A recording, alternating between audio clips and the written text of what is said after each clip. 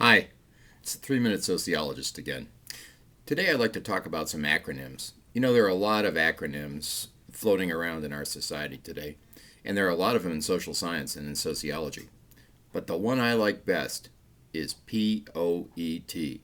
That's right, poet. 4 letters that really mean 5 things. Let's take a look at these because I think you'll find them useful and fascinating. Usually, these things are dealt with at a macro level, and we have the social ecologists to thank for that. People like Otis Dudley Duncan and Amos Hawley were people who wanted to talk about the interaction of population, organization, environment, and technology, the 4 parts. Now, what's important with this is that they'd like to take those and look at societies. They'd like to look at human cultures and the interaction between societies and the parts within. But I want to point out also that this acronym, this powerful acronym, can be used at a meso, that's say a middle level, and a micro level. So it can be used to look at organizations as well as societies, and it can also be looked at social psychological levels. Let's take each of these, and then I'll tell you what the 5th thing is. First of all, when we look at population, that's usually we're looking at 2 things.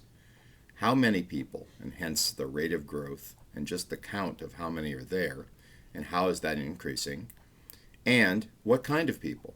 And very often demographers who are studying population like to think about gender and age, because those are key factors in determining how many people are around. O stands for organization, and this is how the collective social relationships are set up to deal with human life. Now, usually at the macro level or at the societal level, sociologists are thinking about things like institutions, like family or government or religion, education, economics, as the major ways that a society organizes itself to deal with its population, its environment, and technology. E stands for environment, and here we're talking about not the social environment so much, but the physical and natural surroundings that impact our society and our life. And last but not least, technology. And I like to quote the American Heritage Dictionary on this one because I really like that definition. It's the specific methods, materials, and devices used to solve practical problems. Now, that can be everything from a chip, a microchip, to a spoon, to a shovel, to a spaceship. A variety of ways of dealing with solving practical human problems to conduct life. Now, the 5th part of this is that while these 4 things are separate entities when we look at them, they really interact with one another in a system to provide a 4th, or if you will, a 5th item, which is society itself. And all 4 of these things interacting with one another end up being steeped in culture.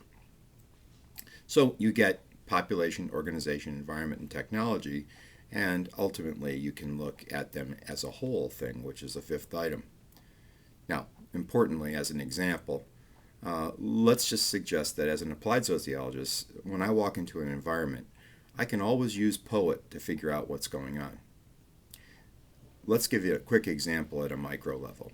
Suppose 2 people are deciding to have a child. They go ahead with that endeavor and find out that there's a baby on board.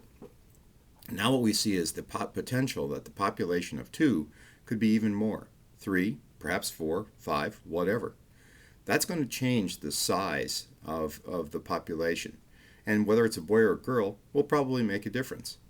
It's also going to have an impact on organization. The family home now is going to have more people in it in the environment, and we're going to have to worry about how we organize our lives around this newcomer or newcomers. And last but not least, we're going to want to think about the technology that's needed to support this new family system. And we're going to have to wonder about baby monitors and formula or breastfeeding, or what are we going to do to take care of this little child, not the least of which are disposable or not disposable diapers.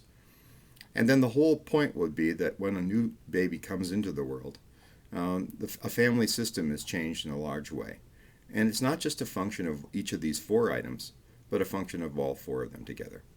Well, I hope that this micro example gave you a reasonable example of a common everyday life use of poet. Take care and have a good day.